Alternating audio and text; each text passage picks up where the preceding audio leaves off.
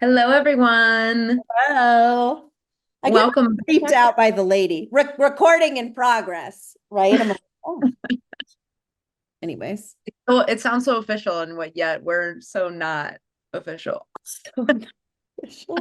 Yeah, we're just trying our best, okay? We are not professional video recorders or anything. So, Yeah, yeah, not yet. yeah. But here we It- are. Here we are.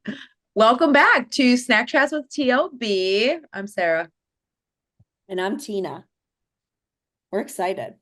We are. We got another good episode for you today. So, Tina, tell us what we're going to be talking about. I know. I feel like this is another tip and trick, counseling tip and trick.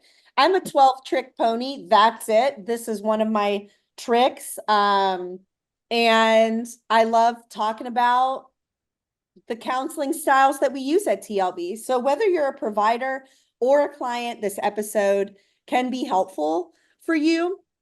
What we're going to be talking about today is recovery, or really just your nutrition journey in various levels, right? And so, what we ultimately want you to recognize in today's discussion is that recovery or your journey is not a linear process, and it is not a one size fits all. So, each person has their own version of this, and there is no right way. So that's what we're going to be kind of talking about, is like the different versions of recovery and journey and what feels right for you and how to kind of map that out. So that's it in a nutshell. Awesome. Yeah. Yeah. Cool. And I think it can be so helpful to kind of identify like what stage of or level of the journey you are in to understand like, okay, what kind of support am I needing right now? And Yeah. or why is my dietitian recommending this for me based on this? So I think we can Right. kind of break that down a little bit. Totally. So to kind of dive into that before we actually get into like what the levels are, and I kind of flip between levels and stages. It doesn't matter. So you may hear us flip-flopping in between that. But we're going to basically, this is going to be a conversation talking about the stages and challenging the mentality of like, okay, I have to do recovery in the right way, or I have to get to this like endpoint. Otherwise, I didn't do it good enough. Or like a lot of clients really think from the perspective like, well, what if I don't want to get to level 5? What if I don't want to be super flexible with food? Or what if I can't get there? Right. And so, what we really want to talk about today is that recovery and your personal journey is super flexible, it's personal, and it is this ever evolving process. So, we really want to emphasize that in this video, it's really meant to be helpful for you as a client or a provider. And we want to be able to offer like this nurturing and compassionate perspective so that you can understand the spectrum of what recovery can look like. Right. Yeah. Yeah. And for providers, I think this can be really helpful because it helps us to really avoid assumptions of an individual's recovery process, Yeah. right? Instead of us as providers, like pushing towards whatever some sort of ideal way of recovery is, or, an ideal version of recovery, we're really checking in with clients and figuring out what does recovery look like to you and what's actually going to feel sustainable over the long term. Exactly. I think one thing to really recognize is that we have this really cute sticker. Let me see if I can grab it. Yes. It says recovery is not linear. I love it. It's not linear, y'all. And so what that means is we're not going to be going from stage 1 to stage 2 to stage 3 to stage 4, right?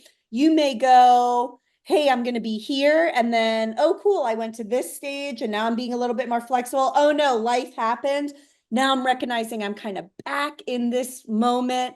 That's okay. There is a lot of back and forth fluidity in it. And that's totally fine. It's really just, we really want to, in this video, build some awareness around that and some like personal acceptance. There's no failure in this process, right? This is your own personal journey, and we're not here to point judgment or anything like that. It really is just about creating a little bit more compassion within yourself so that recovery feels really purposeful and grounding for you. So let's shift into the purposes. Cool. Is that a word? The purpose of purposes is not, I don't know. The purpose of the levels. Okay. Yeah. We're going to do that. So, yeah, we're going to talk about, I've mapped this out into 5 levels or stages. However, you can design it as however many you want, and it is not a hierarchy of a roadmap. It really is just this system that can say, well, this is the level that I'm in, and this is the level that I want to stay in, and here are my successes and possible struggles, and that this is an overall journey, not necessarily like a plus, good job, you're succeeding. That's not the purpose of this, right? Right. Yeah. Cool. Sweet. Sweet. All right, let's go. Will you talk a little bit though first before we move on to the next space and talk about more of the neurodivergence? Yeah. Yeah, definitely. I think, of course, we want to acknowledge that a neurotypical individual's experience through recovery might look very different from a neurodivergent individual's. Someone who is neurotypical may seek out kind of that like food freedom, full flexibility, really honoring hunger and fullness cues, right? Like that might be what recovery looks like. Not necessarily, but I think that's something we hear or talk about a lot is like, I want to be in tune with my body. I want to practice quote unquote intuitive eating, right? Like that kind of language. And, for someone who's neurodivergent, it's full like food spontaneity might not be the goal, right?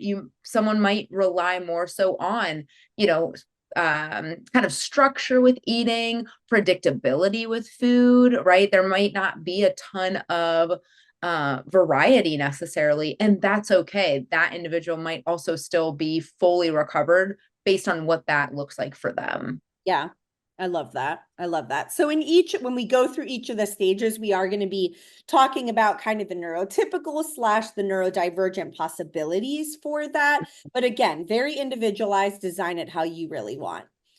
Yeah. Before we dive into that, I want to shift over into talking about recovery as like a personality expression. And so this is really to kind of open up the discussion of the concept of recovery, active in recovery versus recovered. I Mm-hmm. want to give permission for both. It really doesn't matter. I'm not here to tell you which one you should choose or which one is better. It doesn't matter to me, right? It's not my lived experience because it's yours. So you can hold this idea that I can be fully recovered, which ultimately means that you have moved through your own version of recovery. You have closed the chapter. You have moved through coping skills and now live in this space where your eating disorder is not a part of your life and you are fully recovered. That book is closed, right? Mm-hmm. Then there's this idea that you are active in recovery, which I kind of view as eating disorders often begin as adaptations to internal traits or external environments. And so for many people, their eating disorder develops out of part of their personality, like perfectionism, high sensitivity, a need for control, deep empathy, emotional intensity, right? Absolutely. Yeah, and I think something important to note is that these traits aren't inherently bad, right? Like they're not Yeah, inherently wrong. What can happen is the eating disorder can kind of take them and manipulate them to become like our only coping skills in those moments and to become harmful right. essentially, right? And so that's where we might start to see food restriction, rigidity with food, binging, purging, behaviors like that, excessive exercise that have kind of morphed into a maladaptive coping mechanism. Right. And so like moving through these stages and into recovery, we're not getting rid of these personality traits. It's part of our personality, but it's part of some IFS work or some treatment, different counseling and therapy modalities, it's really transforming them into healthier, more sustainable outlets. So like we wrote up some examples, like let's say a client has perfectionism, they may still crave structure, right? They may need that for their life, but they may use it to excel at work or manage their finances thoughtfully, but that the perfectionism and structure doesn't come out in their food, right? Or maybe a person that feels a little bit more out of control and impulsive in life now channels that energy into maybe advocacy or therapy or creating boundaries in relationships, right? Like it can be really morphed into these healthier versions of their personality and recognizing, oh, this is where the personality trait is helpful and this is where the personality trait is harmful. And so they've been able to move through the stages and get to a place where that awareness is stable. Right. Yeah. And I think this is why some folks really view recovery as this ongoing process. There isn't necessarily like a start and end because these traits, these characteristics are always with us. It's really kind of how we channel them and tune into like, am I engaging in this because it's helpful, or am I engaging in this as a way to kind of gain control over the stress, the chaos of our external environment? Exactly. So those are the two versions that we kind of see recovery happening. Obviously, they're not the only two, but that's just our opinion. So both perspectives are valid and worthy of respect. So to each their own, and we support you in either way. Yeah, cool. Sweet. Yeah, I think something else I do want to add, just as we talk about like our kind of recovery process, or kind of viewing it as like the start and end to recovery, closing the chapter. Something else I talk to clients about a lot is identifying the like healthy self versus the eating disorder self.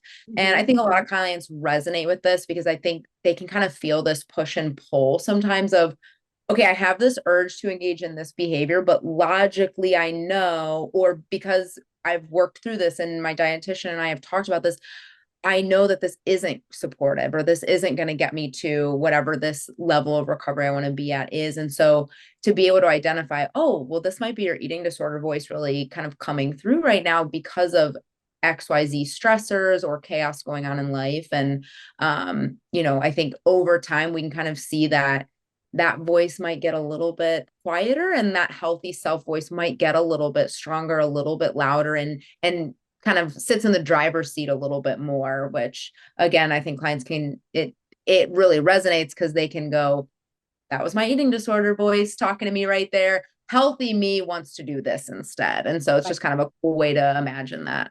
Yeah.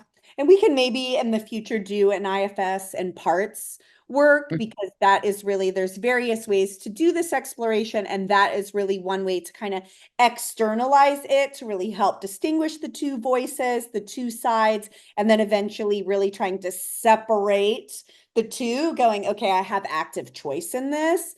Or at least maybe I don't feel like I have active choice, but I have active grounding techniques to be able to move through the urges. So cool.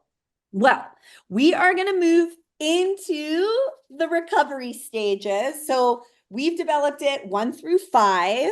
So we'll start off with 1. So level 1 really is this high structure, high support. Again, all are valid. Let's just lay that out. All are valid, no matter which phase you're in. We support you. But this tier 1 often is someone that's needing maybe regular medical monitoring, scheduled eating, and long-term or even lifelong meal planning. Totally okay. If you Mhm. want, you can go back and watch the what does a session look like? We talk about the structure of building a house. The meal planning is the foundation of the house. And so there's no harm in coming right back to the foundation following a meal plan. And it's okay if that needs to be done forever. It's okay. Mhm. Some individuals, especially our neurodivergent folks, may thrive with this long-term structure because of the lack of interoceptive body connection into physical hunger. They may need to really rely on the logical meal timing, predictability of the meals and snacks, timing, all of that. And it may include this level reliance on long-term treatment planning. So that may include a dietitian, a therapist, a doctor, caregivers. This really may be to maintain that safety and function within your treatment and recovery. This is not a less than level. It is a valid form of recovery that prioritizes stability. Do you want to provide maybe some specific examples? Yeah, for sure. Yeah, I think when we talk about high structure, high support, like you mentioned, more reliance on a meal plan, that might involve, somebody plating food for a client if that feels just really hard. It's overwhelming to pick. How do I know if I'm meeting the meal plan and all of that? And so, yeah, it might look like more frequent sessions with your team or several support groups a week. There's so many ways, which I think is cool too, that we can structure these levels, right? Where it's like, you need more support, cool, what's that going to look like? Let's fit that into your life, and let's do it in a way that feels really sustainable and really supportive. Right. I think the overall arch of this tier is the meal plan structure, right? Yeah. So it is a very structured, planned out. It is like, what do I eat? How much do I eat? When do I eat? Thank you, right? Very minimal thought process around the what, when, and where. And that for some individuals is so helpful and what keeps them extremely stable. Now, one thing about this level is that it requires likely some medical monitoring, but individuals likely are medically stable. They just likely need meal plan structure. Mm-hmm. Yeah, Cool. absolutely. All right, level two. Yeah, let's move to level two. So I think in this level, there is likely still some sort of like meal plan or structure in place, but in this level, you may have a little bit more flexibility and a little bit more autonomy with food choices. Clients may start to feel more comfortable like eating in social settings and navigating following a meal plan while also doing life and going out to eat and feeling comfortable doing so. A client's really taking over ownership of their recovery in this stage. And yeah, again, just kind of building more confidence in food choices, food variety, and having that meal plan in place. For our neurodivergent folks, you may be able to kind of modify the structure that is in place to kind of meet executive functioning needs, whatever that might look like for you. Tina, I don't know if you want to kind of expand on that a little bit, if you have any specific examples there. Yeah, I call this level structured independence. And so it's like it still has the safety net of the meal plan, but there is some independence. So it's like, oh, I am going to say yes to that social outing. So whether it's neurotypical or neurodivergent, it's like, okay, I may still have some emotional anxiety, or I need to still follow my coping skill strategies, but I know for a fact how much I need to eat. I'm going to meet my meal plan. I'm able to engage in conversation. Maybe for the neurodivergent, like there is some anxiety and maybe it's a new restaurant, but the ability to pick something at this restaurant is there. And the quantity knowledge is there as well, right? So there's still structure and containment, and it's not spontaneous independence. It's like, oh, I still need to be guaranteed that this is at a meal time. And I didn't say yes to any extras, right? Like I'm not willing to have a dessert that's not structured on my meal plan, right? There's still some need for containment, but it is structured independence. I'm not fully relying on someone to plate my meal, be there giving me portion guidance. I have the confidence to be able to go and do it because I have this foundation of coping skills, which include a knowledge of my meal plan. So, Mhm. yeah. Cool. I think medical monitoring here, it isn't really as much, right? It could be maybe a little bit less, maybe quarterly medical monitoring. You're starting to notice additional support is not necessarily needed. Maybe support groups are had just for community or for fun.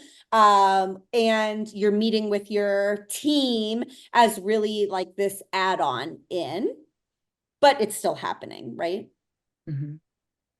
So then we have level 3, which is transitional flexibility. So this is kind of the next phase up where it's like, it's not structured independence, it's flexible independence, but transitional flexibility. Look at all these words. What the heck am I saying? So this is more advanced. So it's like, okay, I have the back of my head knowledge of the meal plan. It's there. And I'm starting to experiment more with some flexibility. So maybe I'm allowing myself to have a little bit more, have a little bit less, have an extra snack, eat at these kind of random, flexible times, but trusting and knowing that I am eating within my body's needs. So it's a mix of internal trust and external guidance, right? Clients may still feel safer in needing support in certain contexts, but no longer need like these kind of rigid, structured meal plans. This is where the recovery work really gets heightened around coping skills and insight building. So a client may really be aware of, oh, I notice my triggers. I'm prepping for the knowledge of I am going to have anxiety. That environment is triggering. I know I can increase variety, but here's likely how I'm going to feel. So they can really set up the coping skills strategies to keep them grounded in those moments and to have a lot of support after the challenges. It's also a space where there's a lot of engagement in identity work beyond food. So a lot of value system work. Food is becoming kind of this like, okay, I know I need it, and it's just not a preoccupation in my brain anymore. And I'm able to build value systems and do the concept work in other areas. And it's really the space where clients reevaluate what recovery really means for them and then the goals for potentially moving forward. Mhm. Absolutely. Yeah. And yeah, I think we can move on to level 4 from there. Yeah. I'm trying to think of any specific examples. Yeah. Um, I really think it's like clients for like a level 3 recovery. I see clients where it's like they'll come back into session and be like, hey, my friend like asked me to go to dinner and like I had just eaten my snack and I like really wanted to go to this restaurant and it wasn't at like my assigned dinner time and I've never been to that restaurant before and I didn't look at the menu ahead of time and I went and I didn't know how to portion any of that stuff, but I went and I really tried to listen to my body, right? Hmm. And and then they were able to be like, hey, maybe it wasn't perfect. I don't know if I ate enough. I don't know if I ate too much, right? But it was really exciting. The social environment was fun. And now I can sit with you as my dietitian and process it and build a more in-depth understanding of it for the future, right? So those are those moments where I'm like, wow, there's so much experimentation there. That's amazing, right?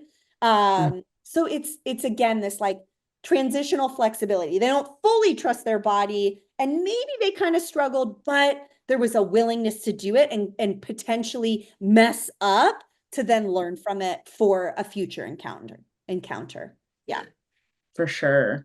And with level 3, I feel like we can touch on to our neurodivergent population, what this might look like. And I'd love to hear your thoughts. My brain kind of goes to maybe feeling a little bit safer engaging in food exposures, whether or not the individual likes the food, right? It's like it could Yeah. be taking and going, absolutely not, and Mhm. feeling safe doing that, Yeah. right? Versus being very dysregulating, which can definitely happen.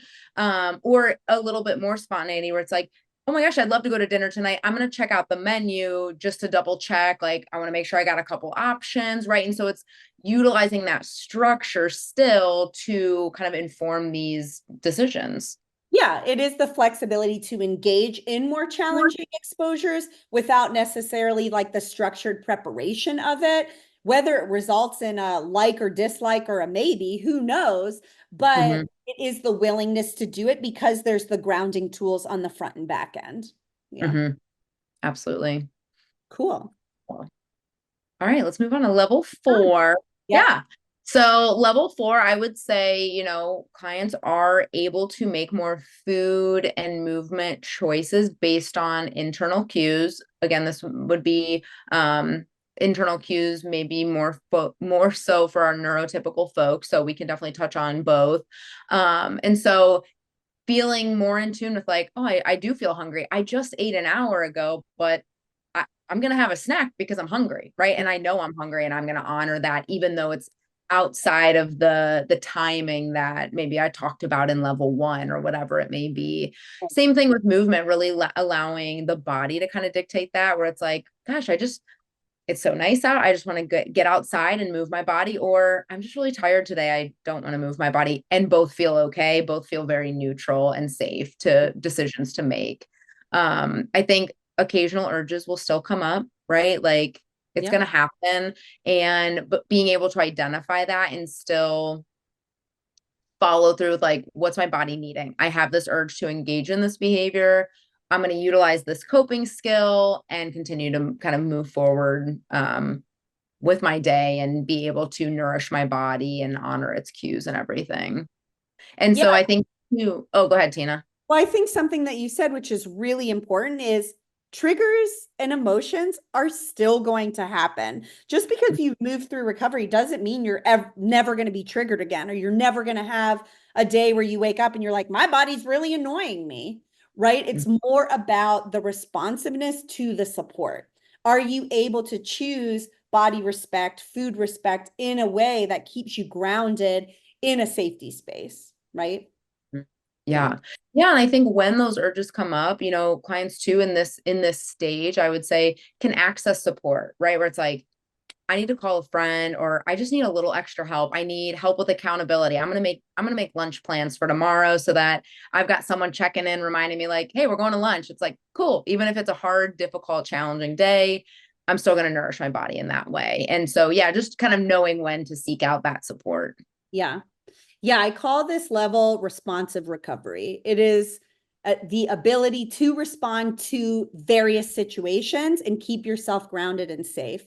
So when we think about our neurodivergent individuals, that is really something I want them to hold, where you are responding to life situations. So that might mean someone calling you and say, we're going out to eat for a work event, and this is where you have to go. And eat. Now, you may go and there may be nothing there that you're willing to try or be exposed to, but you're going to respond by, I have snacks in my bag.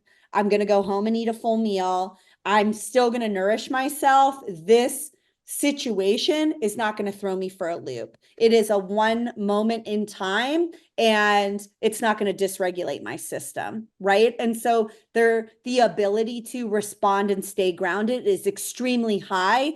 There is no medical instability. You are not relying on your treatment team to build out your coping skills. The coping skills are there. Your treatment team is holding your hand and walking alongside you and going, yeah, good job. You trusted your gut.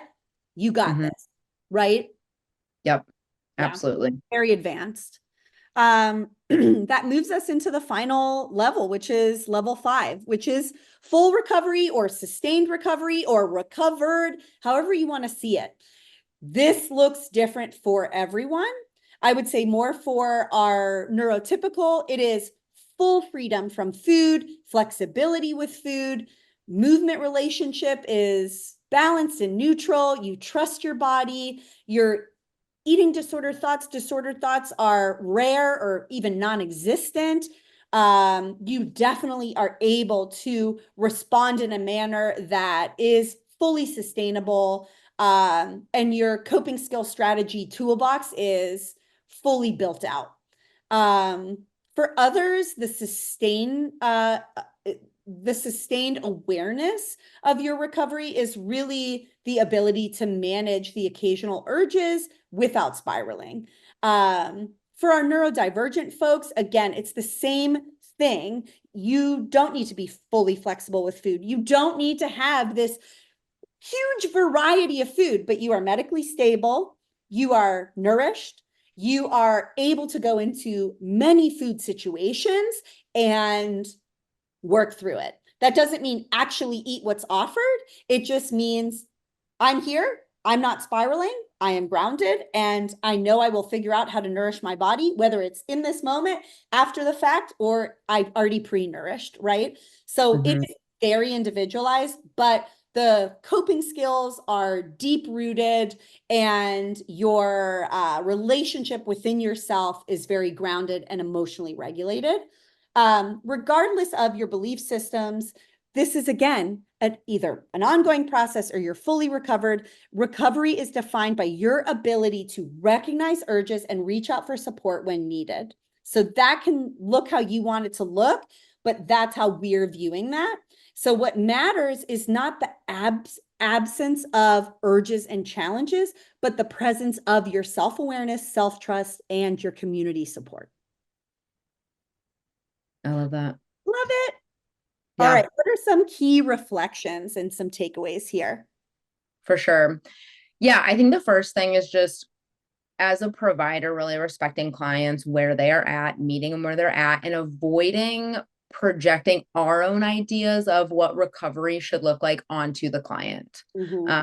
That's so important. We're walking alongside them. We're not in front of a client, pulling them along with us, right? Like we are just part of the team and allowing clients to really inform us of what they want recovery to look like. Right. Um, yeah, and I think too, like recovery doesn't always mean like this idea of like full freedom from urges and desires and things like that. It's like you said, just knowing how to respond in those moments, feeling really grounded, even when those urges do come up, even when stressors do come up, and the eating disorders wanting us to kind of re-engage as a way to take control. It's like, no, I got this.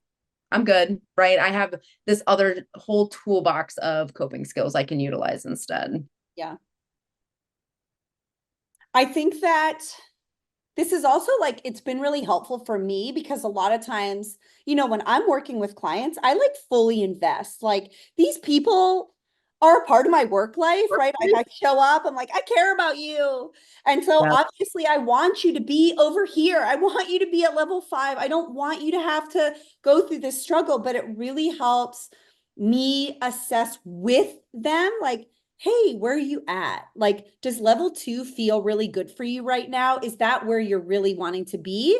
Cool. Okay. I'm going to sit with you in that. I'm going to challenge my own projections and sit with you in this space that feels really grounding. And then that allows me to support you and not have any sort of personal projections into this. So it really encourages me as a provider to collaborate with my clients on and redefining what recovery looks like for them, not for me. It's not my life, right? Yep. So really kind of closing this up, we really want to validate that all levels, 1 through 5, whichever one you choose, are valid, worthy, and meaningful for you. You get to choose that and you get to define what feels right for your recovered life or recovery life. Recovery is fluid. It's not linear. Go check out our website for our fun little recovery is not linear Care Bear sticker. It's a Care Kitty, anyways, not Care Bear, Care Kitty. And then, yeah, whether you view recovery as a lifelong process or a place of resolution, the key is that, can you recognize what you need? Do you have the tools? Can you respond? we just encourage you to kind of do this exploration. We're here to support you if you want to work directly with the dietitian. Otherwise, we encourage you to do this evaluation with your care team, family, caregivers, whatever that looks like, so that you can hold that autonomy in your choice. Cool. Yes. All right, y'all. Thank you. Thanks so much. Be sure to ask any questions below. Share this with anyone who could benefit. And we'll see you next time on Snack Chats with TLB. See ya.